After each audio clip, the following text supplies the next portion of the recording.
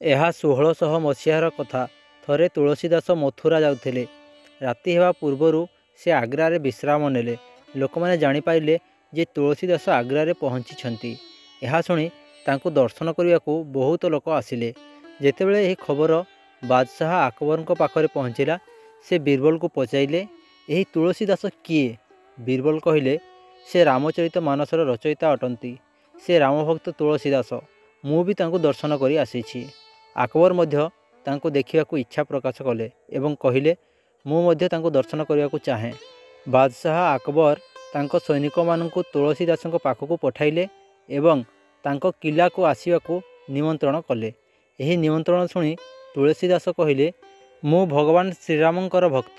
ମୋର ବାଦଶାହ ଏବଂ ଲାଲକିଲ୍ଲା ସହ କ'ଣ ସମ୍ପର୍କ?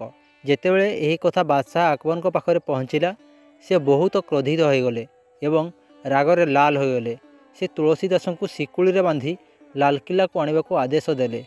ଯେତେବେଳେ ତୁଳସୀଦାସ ଶିକୁଳିରେ ବନ୍ଧା ହୋଇ ଲାଲକିଲ୍ଲାରେ ପହଞ୍ଚିଲେ, ଆକବର କହିଲେ, ତୁମେ ଜଣେ ଚମତ୍କାରୀ ବ୍ୟକ୍ତି ଭଳି ଜଣାପଡ଼ୁଛ। କିଛି ଚମତ୍କାର ଦେଖାଅ। ତୁଳସୀଦାସ କହିଲେ, ମୁଁ ତ କେବଳ ଭଗବାନ ଶ୍ରୀରାମଙ୍କର ଭକ୍ତ। ମୁଁ କୌଣସି ଯାଦୁଗର ନୁହେଁ ଯେ ତୁମକୁ ଚମତ୍କାର ଦେଖାଇ ପାରିବି। ଏହା ଶୁଣି ଆକବର ଅତ୍ୟନ୍ତ କ୍ରୋଧିତ ହୋଇଗଲେ ଏବଂ ତାଙ୍କୁ ଶିକୁଳିରେ ବାନ୍ଧି କାଳ କୋଠରୀରେ ବନ୍ଦୀ କରି ରଖିବାକୁ ଆଦେଶ ଦେଲେ। ପରଦିନ ଏହି ଆଗ୍ରାର ଲାଲକିଲ୍ଲା ଉପରେ ଲକ୍ଷ ଲକ୍ଷ ବାନର ଏକା ସାଥିରେ ଆକ୍ରମଣ କଲେ ଏବଂ ସମ୍ପୂର୍ଣ୍ଣ କିଲ୍ଲାକୁ ତହସ ନହସ କରିଦେଲେ। ଲାଲକିଲ୍ଲାରେ ତ୍ରାହି ତ୍ରାହି ପଡ଼ିଗଲା। ତେବେ ଆକବର ବୀରବଲଙ୍କୁ ଡକାଇ ପଚାରିଲେ, ବୀରବଲ, ଏହା କ'ଣ ହେଉଛି? ବୀରବଲ କହିଲେ, ହଜୁର, ଆପଣ ଚମତ୍କାର ଦେଖିବାକୁ ଚାହୁଁଥିଲେ ତ? ଦେଖନ୍ତୁ। ଆକବର ତୁରନ୍ତ ତୁଳସୀଦାସଙ୍କୁ କାଳ କୋଠରୀରୁ ବାହାର କଲେ ଏବଂ ତାଙ୍କର ଶିକୁଳି ଖୋଲିଦେଲେ।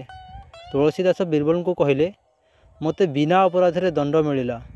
ମୁଁ କାଳ କୋଠରୀରେ ଭଗବାନ ଶ୍ରୀରାମ ଏବଂ ହନୁମାନଙ୍କୁ ସ୍ମରଣ କଲି। ମୁଁ କାନ୍ଦୁଥିଲି ଆଉ ମୋ ହାତ ନିଜେ ନିଜେ କିଛି ଲେଖୁଥିଲା। ଏହି 40ଟି ଚୌପାଇ ହନୁମାନଙ୍କ ପ୍ରେରଣାରେ ଲେଖାଯାଇଛି। ଯେଉଁ ବ୍ୟକ୍ତି କଷ୍ଟରେ କିମ୍ବା ସଙ୍କଟରେ ଥିବ ଏବଂ ସେ ଏହାର ପାଠ କରିବ, ତା'ର ସମସ୍ତ କଷ୍ଟ ଓ ସଙ୍କଟ ଦୂର ହେବ। ଏହାକୁ ହନୁମାନ ଚାଳିଶା ନାମରେ ଜଣାଯିବ।